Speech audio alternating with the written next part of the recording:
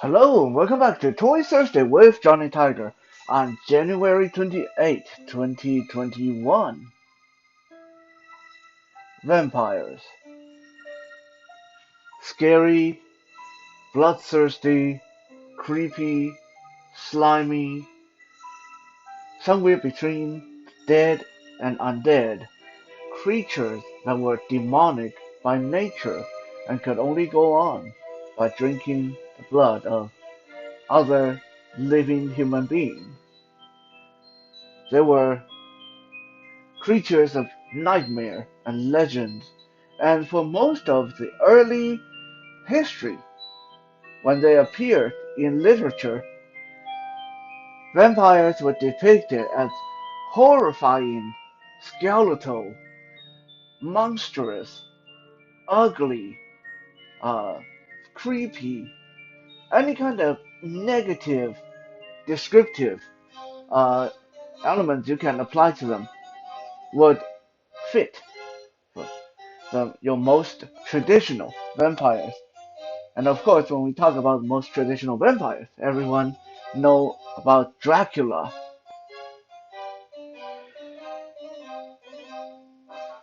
And then, somehow, somewhere, for some reason, unfathomable by me, somewhere along the line, probably starting in the 90s, we started to see this big shift in vampire culture where they are no longer depicted as horrifying, skeletal, monstrous things just shambling around looking for human blood. Suddenly, they're depicted as extremely charming, muscular, tall, noble looking uh, uh, charmers and seductors that are described with uh, adjectives such as sexy, powerful, and seductive, and alluring, and charming. Suddenly, people are thinking, well, it's not such a bad thing to be a vampire if you get all that attribute like superhuman strength and flight and eternal youth, and you look good, and all the men and women seem to love you. Yeah, not a bad gig, actually. If the only thing that you have to compromise for is, well, can't come out during the daytime, and then you have to, of course, drink human blood.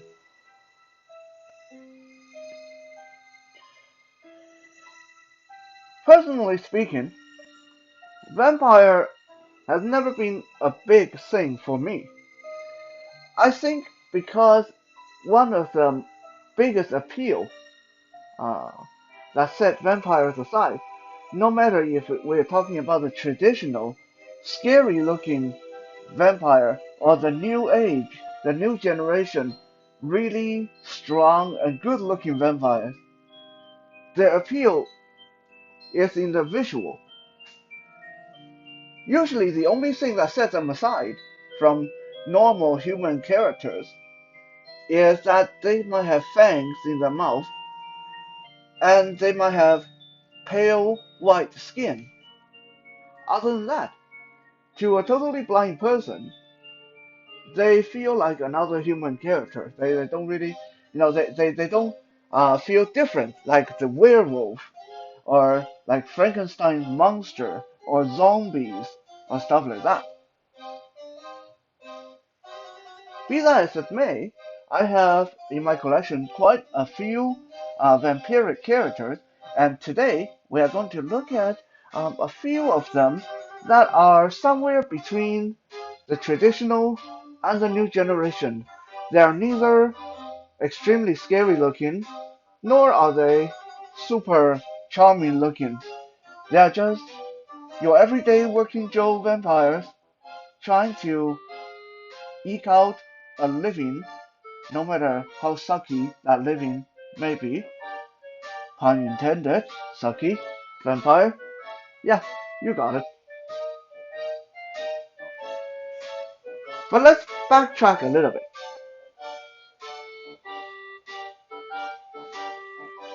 Between 1431 and 1476, the world saw one of its most infamous, most bloodthirsty tyrant conqueror warriors of all time.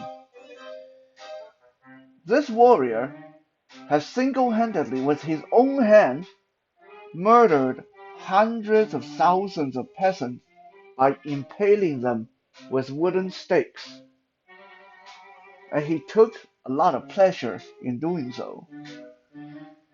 He was so infamous that he gave birth to the first legend of Dracula, the first vampire.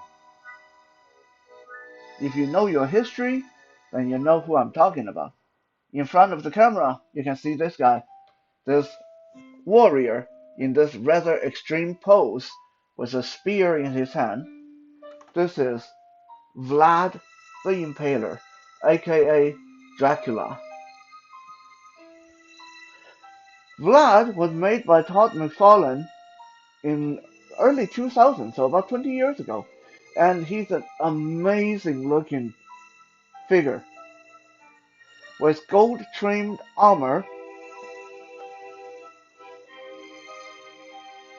long shaggy hair,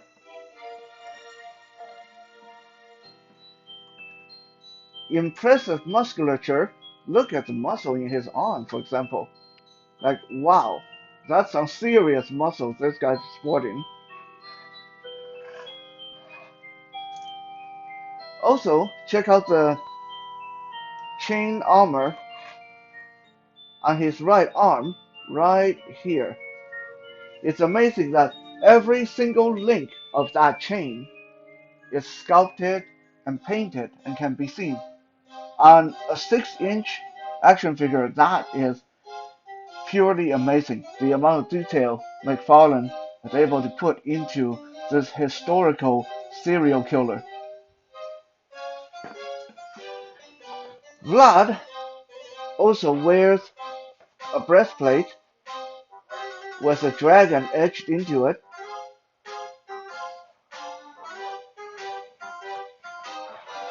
On his hip, he carries a massive sword. I'm going to take it out, show it to the camera, right here. That's his sword.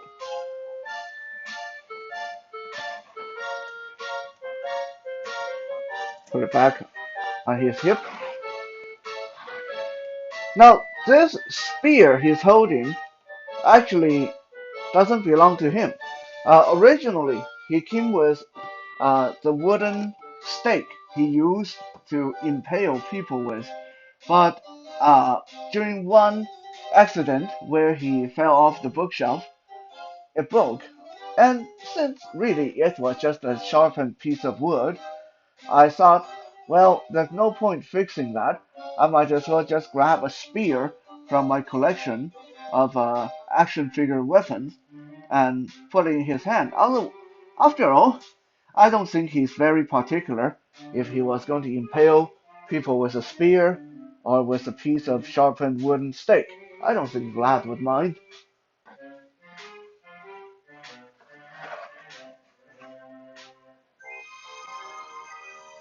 While Todd McFarlane was known for making some of the most intricate and horrific monster action figures, Vlad the Impaler was, at first glance, a departure from his normal creation.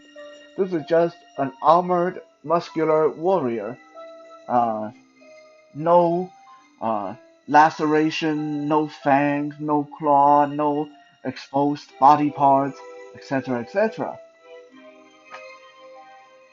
But when you actually stop and consider what this action figure is showing you, it shows a much more monstrous part of human nature. It shows something a lot more atrocious and horrific than some random monsters from our mythology or our imagination. After all, this was a person that actually lived. Vlad was a real person, a real monster. Let me show you something. Take away his sword, take him off his base. If you can see right here on his belt, what are those? If you can make it out, you're probably already agreeing with me. Vlad is carrying two severed human head. Two severed human head, look at these, on his belt, tied to his belt by their hair.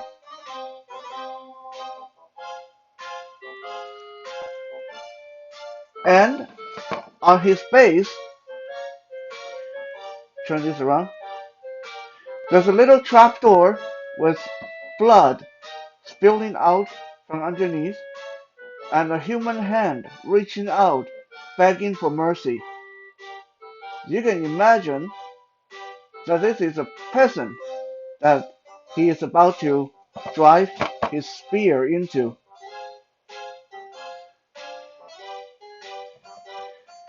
That on an action figure.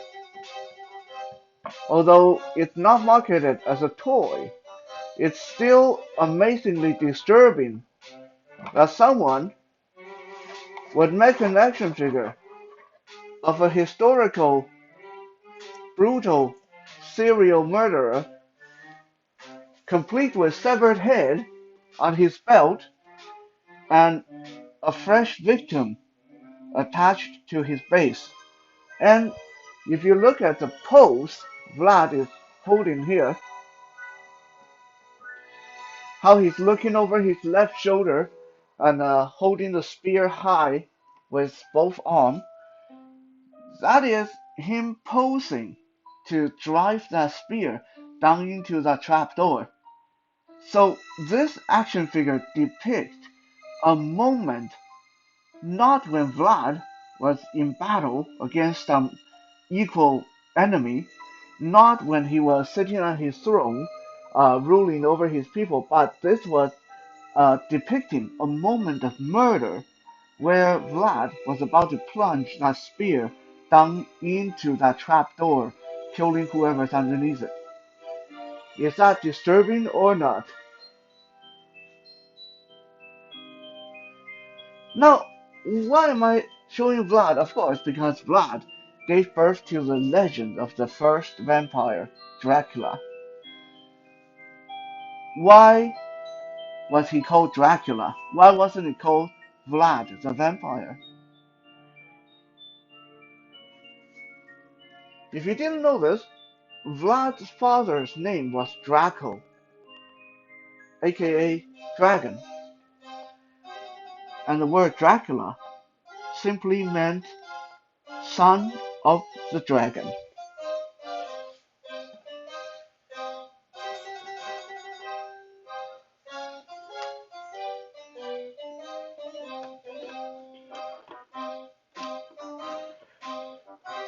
Now, let's stop and contemplate this for a second.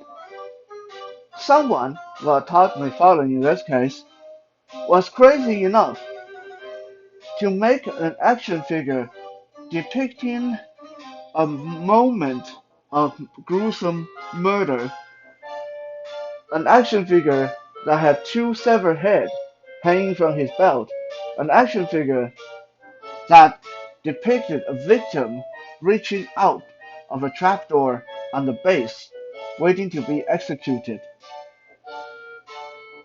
But did you know that there was a time when the world was really a much simpler, more innocent place? Prior to 1980s, comic books and cartoons, and toys of course, were so heavily censored that if an action figure was to show nipples, it wouldn't be allowed to sell or be made. If an action figure was to show blood, it wouldn't be allowed to be put in stores. If an action figure showed a swastika or even shown smoking a cigarette, it wouldn't be allowed on the shelf. Similarly, in comic book, there was a strong uh, prohibition going on where characters depicting extreme levels of violence or horror, scary stuff, violent stuff were not allowed in comic books. And then gradually the restrictions started to ease, and people finding that they wanted more and more scary materials, more and more supernatural and violent materials. So gradually, ghouls, vampires, zombies, monsters started to appear in comic books.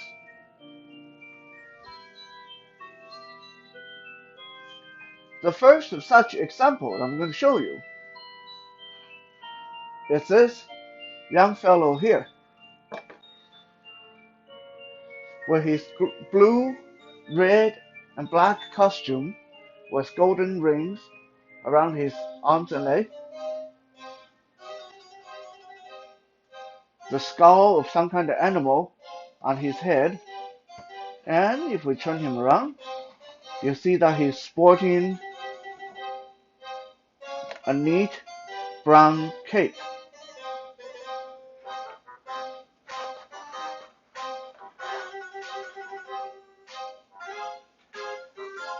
I imagine most people don't know who he is. His name is Brother Blood. The story goes way back to 13th century when a Catholic priest by the name of uh, Sebastian decided to trade his faith, trade his belief for supernatural power, and he became a vampire.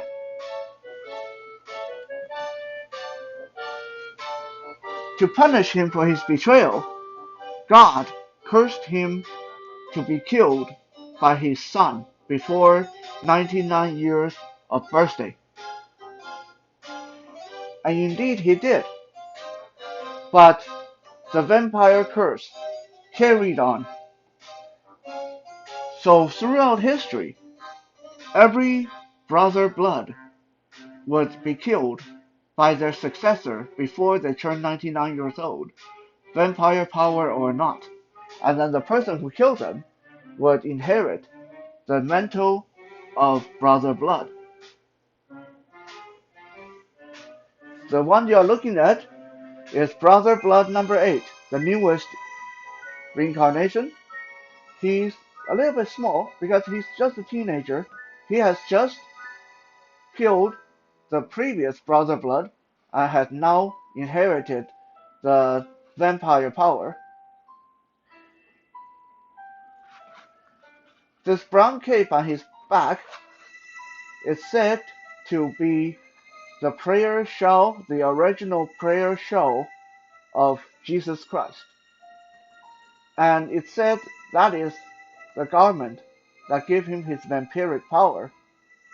Supposedly, the power of brother blood corrupted the power of Christ somehow.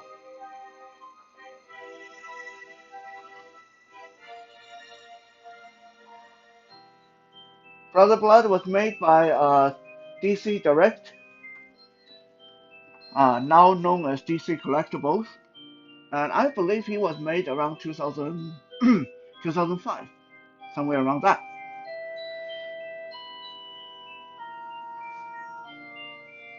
He is not a character that I really know, and not really a design that I like. But I decided to get him based on, well, him being a vampire, and since I already had a few vampires in my collection, I feel that they need some fillers in their ranks. And also, he is a teenage vampire, and now that alone makes him quite unique on the shelf. That's why I found a place for him in my collection.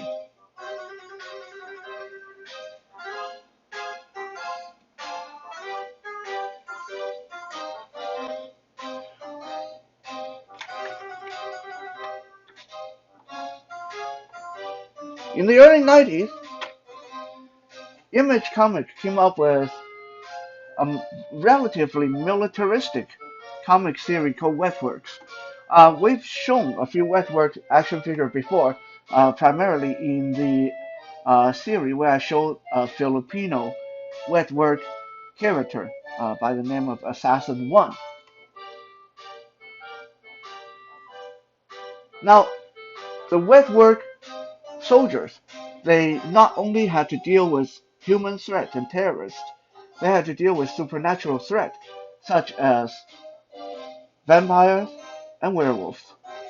And one of their biggest rival faction was the Vampire Nation. And the Vampire Nation was led by none other than this person here. That is Dragonus, the Blood Queen. Though she looks like she's in her 30s, she is one of the most ancient pure blood vampire.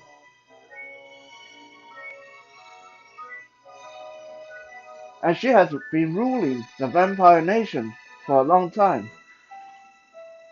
There's two versions of her, one with black armor, one with red armor. Honestly, I don't really know which version I have here, but these armor bits look extremely nice. Like they really remind me of a lobster actually. Her armors are so well done. And she has this curvy, spiky, just wicked looking sword and this huge uh, scepter, staff with a lot of ribbons on top. I'm not quite sure what the story of that is. I think that's what she used to command her forces. And she's wearing a real cloth cape on her back, and even her hair is like real, not real hair, but this synthetic hair, real feeling hair material. She was, of course, made by Todd McFarlane in the Wetwork line.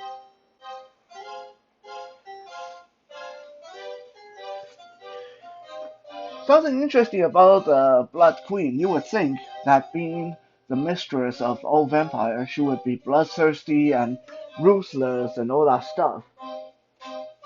Not quite the story.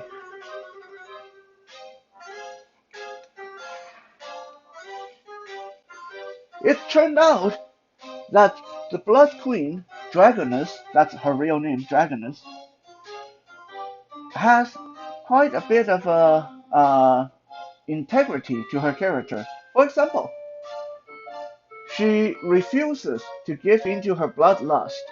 So, to keep her skills, her battle skills, well honed, she would limit herself to one kill every 17 years, and she would only kill someone who is of equal or greater skill or strength than herself.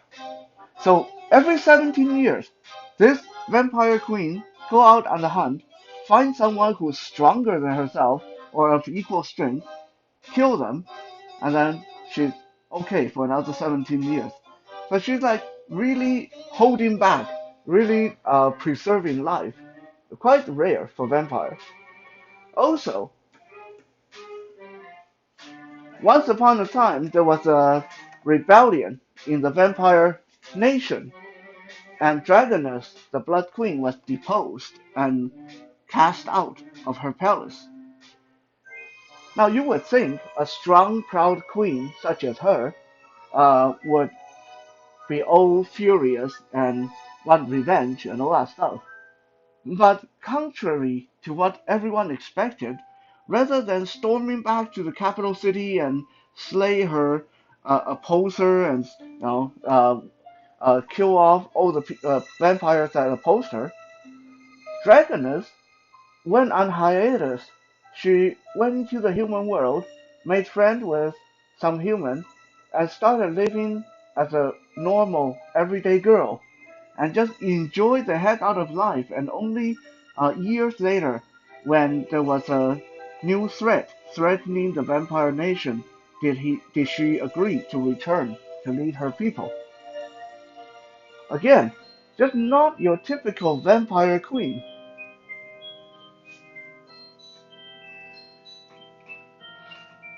In the end, when Dragonus, Blood Queen, heard that her father, the vampire emperor himself, one of the most ancient vampire, had a plot of a vampiric genocide. Basically, her dad decided that only pure blood vampires deserve to live, and all the other hybrids and mixed breed and vampires that came afterward should be killed off to keep the blood pool pure and all that stuff. Basically, her dad turned to Hitler. When Dragoness heard of her dad's plan, she went as far as uniting herself with the super soldier team Wetwork and the werewolf nations to depose her father.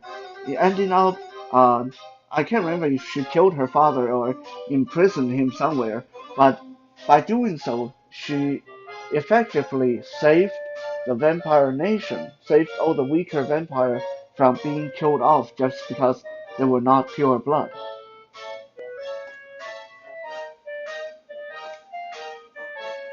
So, even though as an action figure and character, she looked very warlike, very savage and capable and deadly with her sword and armor.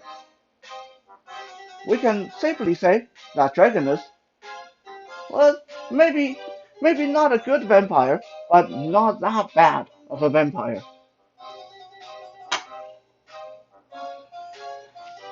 Last but not least, I'm going to show you the newest vampire that added to the crew. This was one of the gifts given to me for my birthday last year by my beloved girlfriend. This, wow, look at this guy. Now, this guy looked more like what you would expect of a typical vampire, even though he is anything but typical. He is dressed all in black, black leather uh, from body to legs, like one of those biker kind of thing. He has that crazy hair going on. Like, what's going on with that hair? Is that like part of the vampire power? Like when he's powering up, his hair just stand up on end like that, or what? It's almost like he got electrocuted. And his face, typical vampire, very gaunt, almost flat nose and fangs in his mouth and pointy ear, and no eyebrow. Chalk white skin, of course. His name is Morbius, or properly, Dr. Michael Morbius. Once upon a time, Dr. Morbius was a Nobel Prize winner in biomechanics.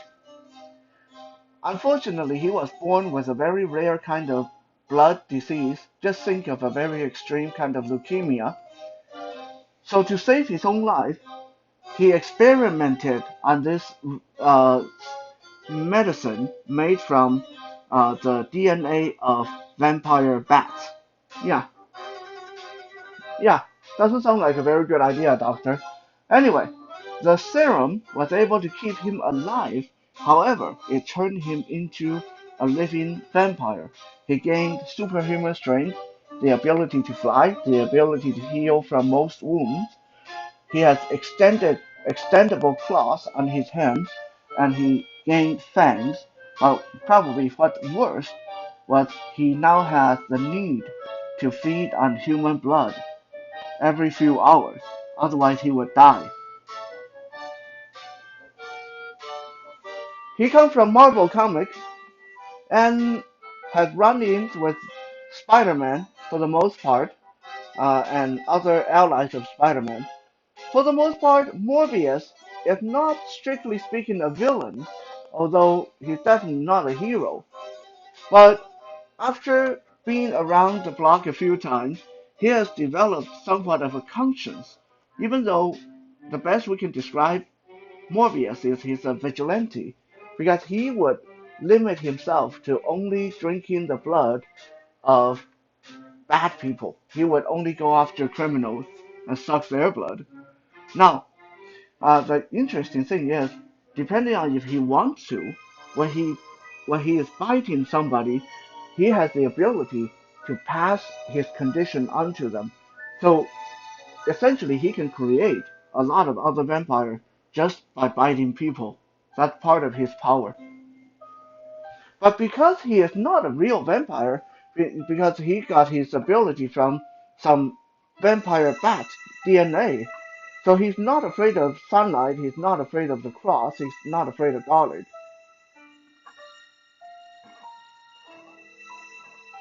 As far as the action figure go, initially I had the impression that he's too skinny. Uh, but then he kind of grows on me. This wild, spiky hair, this tall, lanky, leather-clad physique. He's actually still quite muscular. Um, and he has this tattered cape. That's pretty cool. The tattered cape on his back.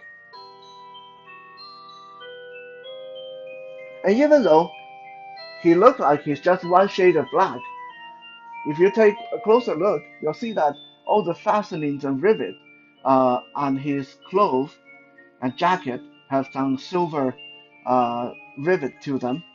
And his fangs and his nails are really well painted. I'm going to bring Brother Blood back into the frame so we get a comparison. One vampire between one vampire to the next. Brother Blood, meet Morbius. Now you can see immediately here how Morbius towers over Brother Blood. But of course, Morbius is an adult, a full-grown adult vampire, while Brother Blood, in this case, still a teenager.